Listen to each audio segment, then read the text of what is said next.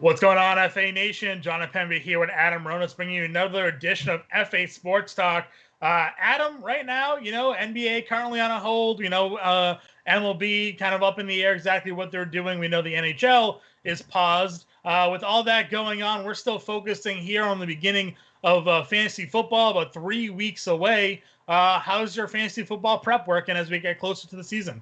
It's less than 3 weeks away, John. Even better. I said we're closing in. What was it, 2.5 now? It's 2 from Sunday, actually. 2 weeks Wow. from Sunday, and then from yesterday, 2 weeks Thursday night, first game. Oh, right. First game was on Thursday. I know it's hard for you to believe, but September is on Tuesday. Believe it or not. I mean, my birthday is September 2nd. So, okay. So there you go. Big birthday bash here, hopefully, from the family. Fantasy football drafts. This is a big draft weekend. The next couple weekends. Probably a lot of people having drafts scheduled almost every day up until the start of the season. So, I got my home league draft tomorrow at noon. We do IDPs, 6 IDPs, 2 defensive linemen, 2 linebackers, 2 defensive backs. So looking forward to that, which it's crazy because I don't know. I've been in this league. I don't know how long we've had it, but I look back at the history on the website to at least 2011. Wow. I've only won this thing one time, man. We've only had one multiple winner, and it's crazy because you would think, all right, well, these guys who are in it, good players, but don't do it as much as I do. But it goes to show you how fantasy football, one bad week, you get outscored, and that's it. Your season's over. So, and I've done very well in industry leagues and high stakes leagues. And I look back, I'm like, how the hell have I only won this once in 10 years? So that's fantasy football, which is why, you never give up and you play it out, grind out, work the waiver wire because, you have that one big week in the playoffs and you can win a championship. Exactly. I've never ventured into an IDP league. I've always felt like it was like a little bit too much for me. I felt like there's too many other things to really have to start focusing and concentrating on. Is this an auction IDP league or is this a snake? No, it's a snake draft. And look, the IDPs, I've had this discussion with people. I don't think it's ever going to become mainstream.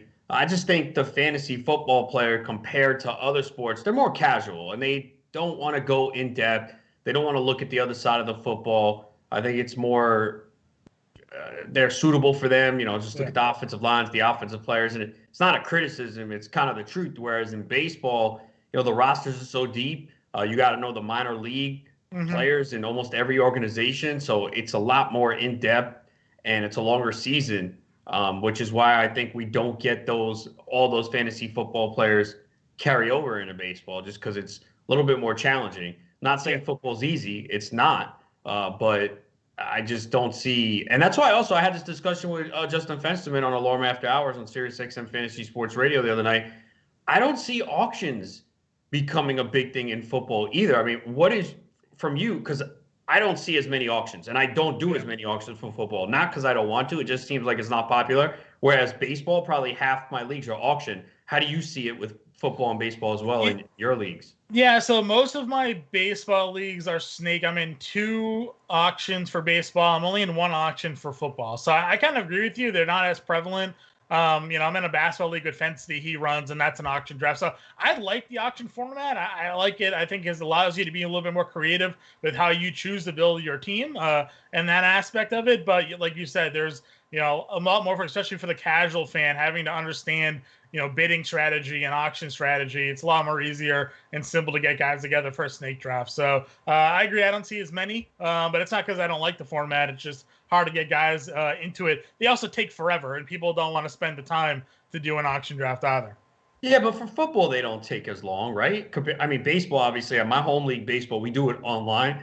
Yeah. And that's with keepers. So every team keeps a max of 5. Sometimes there's more if you bring your minor leaguers up before the year and then they don't count in the auction. But that takes 4.5 hours for us to do with 14 teams, 30-man rosters. But football, I would think, what does it take? 2 hours? Yeah, it's probably 2 hours. I mean, 2.5. Yeah, when I do my home league drafts for snake drafts, we do 30-second picks. So like we do it in like an hour. We're in and out to try to get the draft done and over with. So and I find like a lot of people are in that. Like they all like the draft, they're all excited for the draft, but they also don't want to be doing it forever. So a lot of the times the draft clocks are are pretty quick in the leagues that I'm a part of. So changing from that, going to an auction where, maybe it's 2.5, 3 hours max, it's still just a difference in time. So, but I agree with you. I wouldn't hate seeing auctions become more prevalent. I think, again, it just makes for like a sharper fantasy player, in my opinion. Yeah, and I don't know if it will pick up. It doesn't seem like it will. And again, I just think it is the casual player. It's much easier for them to just do a draft. I mean, we're talking, office leagues, people at work, they just want to talk trash.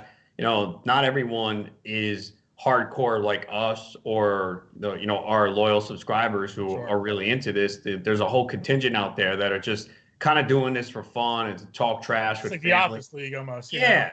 So they don't really want to spend all that time putting in the prep and trying to do it. And I'm telling you, if someone just went into an auction first time and didn't prepare, they'd be just shredded. Would it? They'd be like, "Oh yeah, $60 on this guy. 60. Oh wait, this is all I have left. Oh no." So it is more challenging, but it's fun. I mean, it allows you to get anyone you want. We all know if you're picking 12, you're already crossing a bunch of names off your list that you have no shot at. That's not the case in the auction. You want to get McCaffrey and Barkley? Go ahead. You're going to have to pay for it, and you're going to have to figure out how to put together a formidable roster, which might be a challenge, but you have the ability to do it, whereas in a snake draft, you have no shot. Yeah, exactly. And that is always the best part about auction. Like you said, you can build your lineups however you want. You can be a bully if you want with the auction. There's a whole bunch of different strategies that you could take when you're comparing the two. And let's talk about a draft you just recently did. It's a SiriusXM Fantasy Football Host League. This is a PPR draft in which you had the 4th overall pick here, and you went ahead and took Alvin Kamara first overall. Tell me a little bit what you think of Kamara this year. Obviously, he said last year that he was playing injured, and he still put up a Kamara-like season in terms of fantasy production. What's your take on taking him over the likes of Michael Thomas on the same team, Dalvin Cook, and even we've seen Clyde Edwards-Helaire, pop up draft boards recently. What do you like about Kamara going into the season? He's in one of the best offenses in football. There's a lot of continuity there. They have one of the top offensive lines, and we saw what he did in his first 2 seasons. And as banged up as he was last year, he still averaged 4.6 yards per carry, which is kind of amazing. He had 81 receptions for the 3rd straight year. What we really saw the difference was last year was, 1, lack of touchdowns, and he just wasn't as explosive because of that injury. I mean, we saw the yards per target were down, the yards per reception were down. But considering that he was hurt, he still had a pretty good year. And he's one of those backs that doesn't need 250 carries to be productive. So I just need him to get back to his touchdown ways. And if you go look, at his game logs, I mean, he still had double-digit points in PPR formats in every game except 2. But I know people who drafted him were kind of disappointed. I know in my home league, my friend took him, and he was kind of pissed off. But that's because he was looking at my team, and I had Christian McCaffrey. So when you put McCaffrey versus Kamara last year, it was a pretty stark difference. But I expect Kamara to rebound and be more productive. Dalvin Cook, I did take him in a recent draft at 5. The issue with him, obviously, is a little bit of the contract and also the injuries that he's had over the course of his career. Michael Thomas, look, you can't argue with Michael Thomas anywhere. It's kind of difficult to take him in the top 5. He went 6 in ours, and even there, it's kind of difficult just because the wide receiver position is so deep. Thomas is going to see, I would think, a slight decrease in targets with Emmanuel Sanders there now, Jared Cook healthy. They have weapons in that offense. I mean, he's still going to get 160, 170, but last year he had an absurd amount of targets. And then the receiver position is pretty deep. You know that the running backs are going to fly off the draft board. We've seen it in almost every draft. And this one, we saw 11 of the first 12 picks be running backs, and then 13 of the first 14. So it's a common theme this year. And you want to try, if you can, to get a running back in the first round. You don't have to. I mean, if you feel like the receiver is the best on the board, again, you can figure it out, especially in the redraft league where you can go to the waiver wire. Best ball a little bit different because you don't have that chance to go to the waiver wire. So, I mean, I knew pretty much at 4 I was going to take Kamara. And I don't know. I don't really like picking in the early part of the draft this year. I find that the later you are in the draft, I kind of like those teams a little bit better. I'm with you there as well. I have a home league coming up where I have the 13th pick in a 14-team league. And I kind of like, the idea, again, of drafting at the back end because you're going to get 2, solid players there, whether you want to go wide receiver, but you get some of those later end first round running backs, early second round, running backs, we've seen Sanders and Jacobs and Mixon and Chubb and all those guys sort of fall to the back end of those rounds, where I think those guys are all pretty solid. You mentioned the wide receiver depth on your team. You went in rounds 2 and 3 with Godwin and DJ Moore. I have no problem with the Godwin. I think Godwin's fine. With Tampa Bay, Tom Brady. I've been down on Moore this year a little bit because of the change with Teddy Bridgewater at quarterback. I felt like maybe they wouldn't throw downfield, nearly as much with Bridgewater. I know last year, once he took over for Breeze, he expanded his passing game a little bit more. But if you look at his QB numbers when he was with Minnesota, he wasn't a big passer then. I was worried more that he'd be a lot more of the check down Charlie, especially with CMC there. What do you think of Moore here? Obviously, you took him, so you're a little bit more bullish on him than I am. Well, I mean, he was a top fantasy receiver last year with Kyle Allen throwing him the football. And if you've seen how poorly he played and you see how many times he missed a wide open Curtis Samuel, I mean, it's pretty impressive that Moore put up the numbers that he did. The one problem with Moore is the lack of touchdowns. And I don't know if that changes much unless he's hit in stride and can break big plays, because he's not going to be a big red zone guy. But with Bridgewater, I mean, it's different now in this offense because the Panthers' defense is terrible. They're going to be playing from behind. He's going to be forced to throw. With the Saints, they just needed him to protect the football. Don't turn the ball over. They had a good defense. They had a good running game. So he was just kind of managing the game there. I think with the Panthers, he's going to throw. He's going to have to. And there's a lot of weapons on this team. But I think Moore is going to be the number one guy. He got a ton of targets last year. I've seen that continuing. The thing is here is this tier of wide receivers, which is why I don't really like picking here. Like, to me, there's not a huge difference between DJ Moore and then some of the guys that went, even early 4th round. To me, that tier is so close.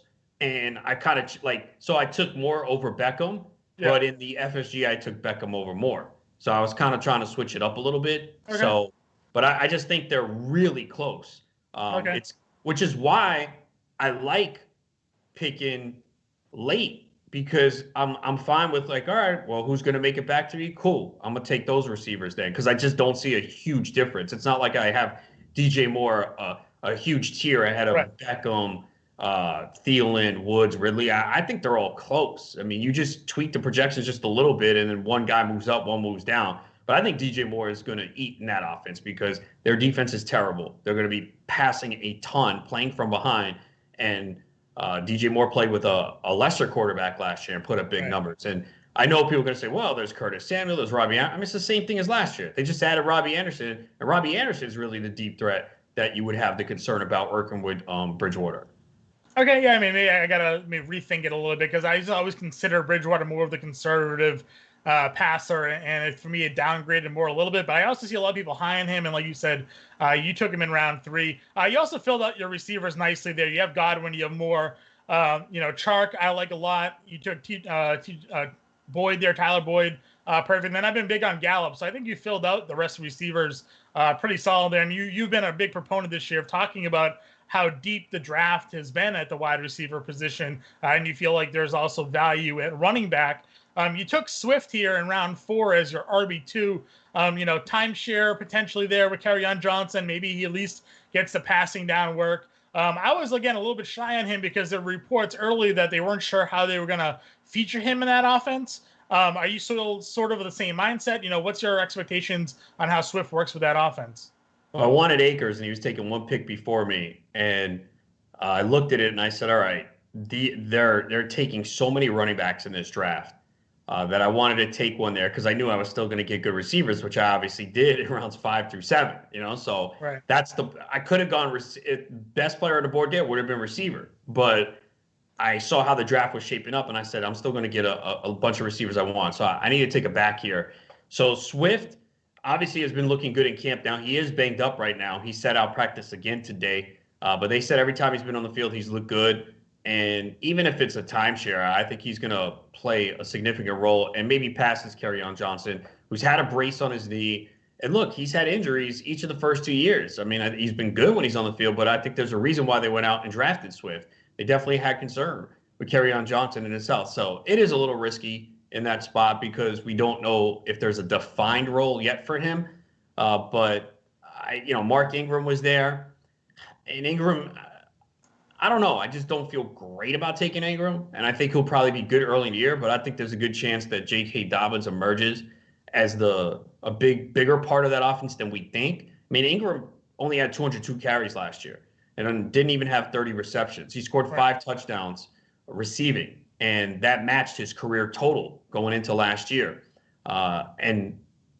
He basically had a touchdown reception for every 6 receptions.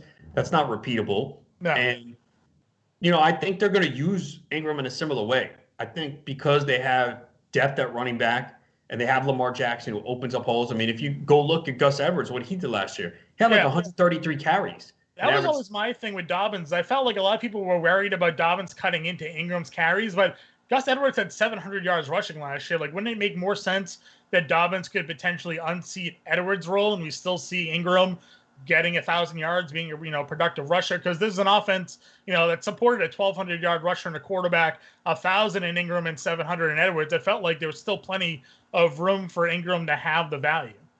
Yeah, there can be, and it might be early in the year, but he is older now. I think he's 30. And what if Dobbins is on the field and he's the more explosive back? And they go, you know what? We got to get this guy more touches. And it becomes 50-50. I don't think they're going to completely go away from Ingram. He's obviously a big leader on this team. But you also have to hope that he is as efficient as last year. Because, again, just 202 carries. Now, part of it was they were playing from ahead. They spread it around. I don't think they're going to be able to be in that. I mean, Lamar Jackson had 401 pass attempts last year. Yeah. That's got to go up because I think they're going to be in more competitive games. Now, they do have an easy schedule, though, but I do think the division is improved. I think the Browns defense got better. We know how good the Steelers defense is, and the Bengals are an improved team. Baltimore should walk over them, but they're improved. I was going to say, they should be better, yeah. Yeah. So, but it's just the efficiency they had with the run game last year. It's like you can't expect that to repeat. You still expect them to be good. So, I don't know. I just didn't feel great about taking Ingram there in round 4, so that's why I passed on him there. But as you see, I mean, there were 26 running backs taken through the first 4 rounds. Several teams took 3 running backs in their first 4. So it just kind of depleted the board. And, yeah, I got sniped on a couple of running backs, too. I was all set to take Dobbins in round 7, which is, that I can deal with them in round 7. I've seen him go earlier, and he went 2 picks before me.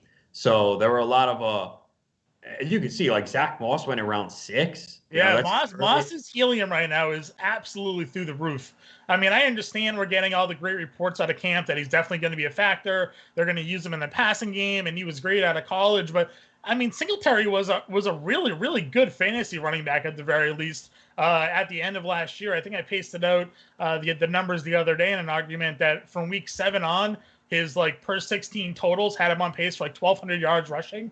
Singletary doesn't deserve to just lose his role in the offense here. So all of a sudden to see Moss go from, a double-digit round pick into the middle rounds to me seems a little crazy to just buy right into that. But I mean, who knows? Yeah, I mean, there been reports Singletary's been fumbling a little bit. I had a lot of concern about Singletary months ago just because we saw last year they were hesitant to give him that workload. They went to Frank Gore a lot, and Frank Gore could not convert. I tweeted this about a month ago. It was something like he had 18 carries inside the 10, and he scored once. So they eventually let Singletary become the main back. Yeah. But Josh Allen has rushed for 17 touchdowns the last 2 years. So you got to worry about Josh Allen. And then I think Zach Moss is going to play that Frank Gore role and maybe more. I mean, the GM kind of said it. Yeah, we brought in Moss here to be the Frank Gore guy. He's the bigger back. Yeah. So I think that's the worry. But now, reacting to news, you're seeing him go really high. I mean, RB31 in this one in round 6. Right. And that's still a starter in this format where we start 1 quarterback, 2 running backs, 3 receivers, a flex. So it's this draft again is an example of what I've been saying. If everyone's going to just push up all these running backs and overvalue them, I'm just going to go in the opposite direction because all I need is to start a maximum of 2 running backs. And I have my main one in Kamara. Now I just need to find 1, and I'm just going to stack up receivers. Now, okay, so Swift's my 2 for now, but I got Breida, got Latavius Murray, who's, obviously more of a handcuff for Kamara in this case. And there's going to be injuries this year. And there's going to be running backs available on the waiver wire. There's always a couple guys that we're not even talking about that emerge. I mean, 2 years ago was Philip Lindsay. No one really drafted him at all. Even in drafts with 20 rounds, because I was out in Vegas for the high stakes season. I remember it was the 20th round. I had the number 1 pick, and I was sitting there trying to contemplate my last pick. It was like I was looking at Beasley, and Lindsay was in my head only because I read the reports. Yeah. And they're like, "Come on, man, make a pick." But I'm like, "Hey, man, it's my last pick. I want to." And I didn't take Lindsay. Make it count, you know? I didn't take Lindsay though. I don't even remember who I took, but I didn't take Lindsay. And I remember like after seeing him go off week 1, oh man, I should have went with those reports. It's around 20, and obviously he was someone that went for a lot of money and helped people win leagues. Yeah, he was he was getting like $80 bids on week 2. You know, like. Yeah, I mean, I remember I think I paid like 2 something for him in week 1 after week 1, and he was instrumental in helping me win a championship. So there's going to be running backs that emerge. I hope this doesn't happen, but I think we're going to see a lot of injuries this year. The players are off their routine. You know, we didn't have the OTAs, the off-season stuff. You're already seeing guys with hamstrings and little things. Yeah, soft issues are going to be problems all season. Yeah. So I hope I'm wrong, but I just have a feeling. I mean, we've seen it in baseball like crazy, and I know with pitchers it's different, but a lot of the players have talked about it. They would just, you know, kind of, it's a different routine, and you don't know who was working during that time off. And we've seen a ton of injuries. We've even seen some in basketball. I would say, baseball, basketball, we've seen guys pull up, you know, probably more than we expected in baseball for sure. I would say, like, at least we're seeing these players in football get like a full camp, but like you said, they're still coming up with these injuries. So no preseason games. How much are they hitting? I mean, I think it's going to be kind of ugly the first couple weeks. That's why I added 2 IR spots to my my home league this year that I'm a commissioner in. We typically never did an IR spot before, but I was like, given COVID, given everything that's going on, you know, we'll expand the rosters a little bit here, and kind of help it out. You went with your 1 quarterback. A lot of teams took 2. I know you're a big proponent of just taking the 1. Again, was Brady a guy that you sort of had on your radar, or just a guy that you were just comfortable taking at that point? Nah, it's the first time I've had Brady. I mean, the reports are he looks phenomenal. Well, yeah, he's the GOAT. So, and this is, you know, the best array of weapons he's had in quite some time. So I said, all right, you know, 12th round? Yeah, man. I have Godwin too. So I got the Brady-Godwin connection. Right. So sure. And again, I have said this. I actually got into a pretty big argument with Howard Bender the other night on Annie Up, our new podcast. Check that out, Spotify and iTunes, 5 days a week. Because I guess he was kind of defending taking the second quarterback. And look, a quarterback can get hurt, right? I mean, I think it happened 2 years ago, Aaron Rodgers. Sure. But if you look at this draft, especially, 17 quarterbacks went off the board in this draft, 16 rounds. You know how many good quarterbacks are on the waiver wire right now? So why do I have to worry for it? Right. Ben Roethlisberger's on the waiver wire. Jimmy Garoppolo. There's no need to worry about it. And I guarantee you, the teams that took a backup quarterback, they're going to wind up dropping them. You know, the same thing happened last year. FSGA, which was a 14-team league, almost everyone took a backup quarterback, and I didn't. And Jameis Winston was my quarterback. And you probably said, wow, you really risked it, because Winston was going into last year.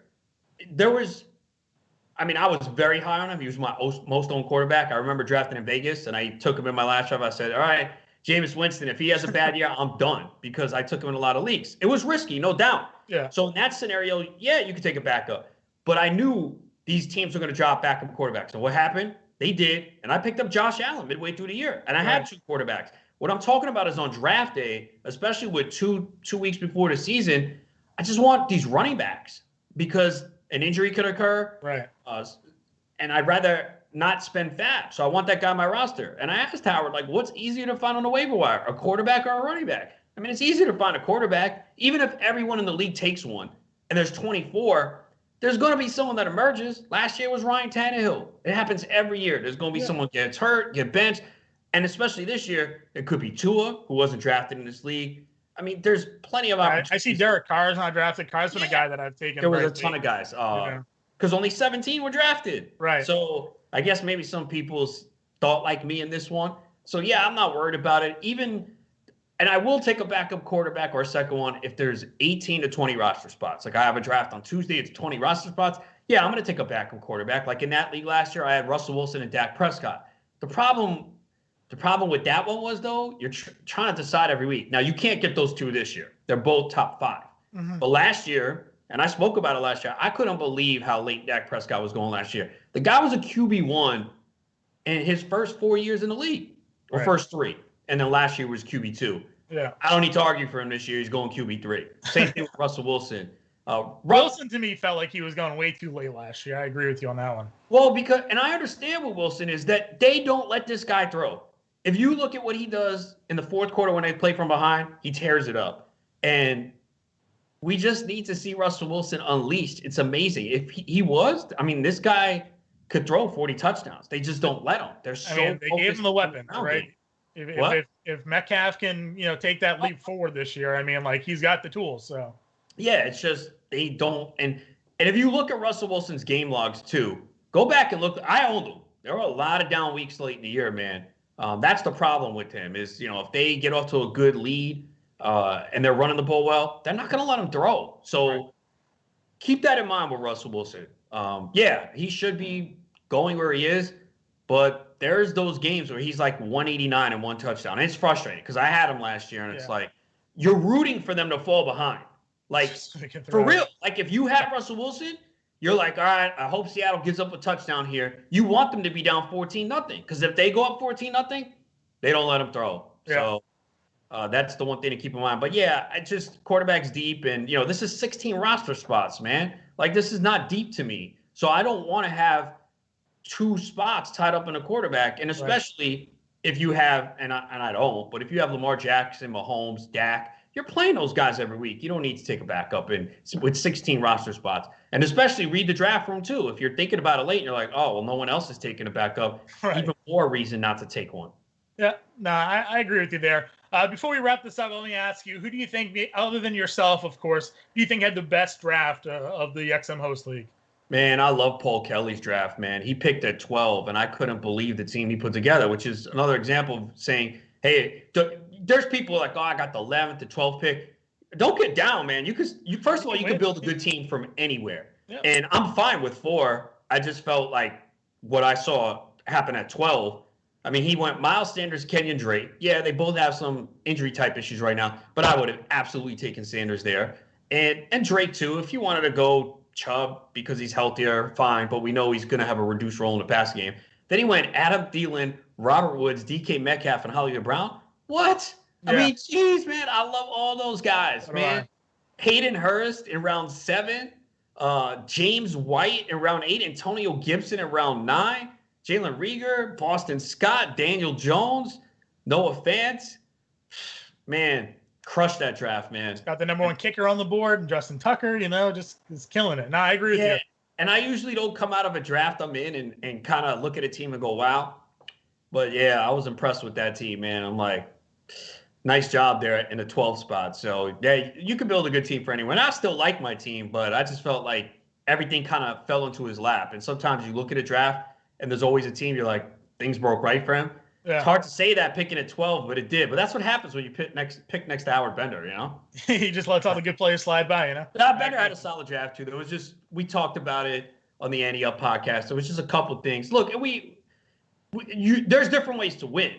Just because I'm adamant about what I do and I've had success doesn't mean you can't do it a different way. I've always said this about Rick Wolf and Glenn Colton.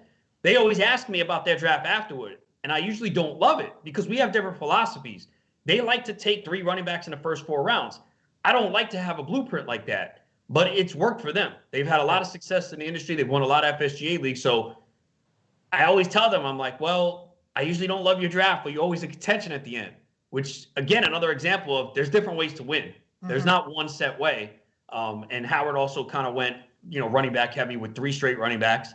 And Melvin Gordon taking Melvin Gordon, where I feel like he should be taking a wide receiver. He's done it right. And I told him, like, if you would have taken a receiver there, and then also he said he did it. He time was running out. He was doing something, and he didn't see Metcalf was there because he took Keenan Allen over Metcalf. Yeah. I would have loved his team, even with the Gordon pick, if he had Metcalf, Ridley, Metcalf, Marvin Jones. I would have more upside there. Yeah, and he said, because I asked him, like, you like Allen? He's like, no.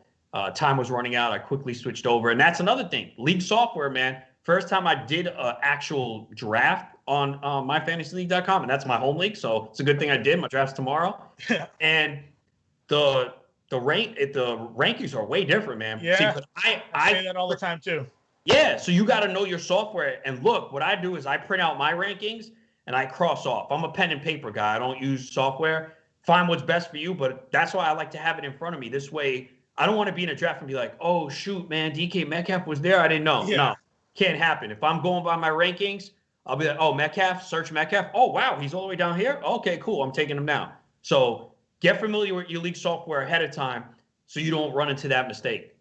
Yeah, no, I agree with you 1,000%. That was some of the things I do. Obviously, a bunch of best balls drafts. You have another one tonight at 8 o'clock over on BB10. Yeah, but the best ball software rankings is different than the My Fantasy League season long.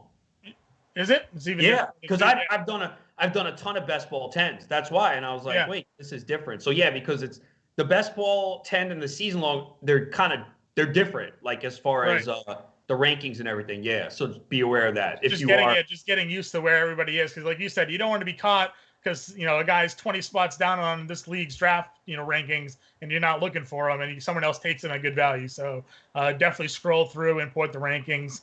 Adam, good luck with your drafts that you have coming up. I'm sure we'll talk again before the season starts, which you've just told me at the beginning of the show is now 2 weeks away. So coming even quicker than I expected. So it should be a good time. Definitely will be. And make sure you check us out, fantasyalarm.com. Updating my rankings every day, several times a day. Just did some rankings updates about a half hour ago. So they'll be updated frequently throughout until the start of the season. Awesome. All right, we'll check out Adam's rankings. And for Adam and myself, we'll catch you guys next time.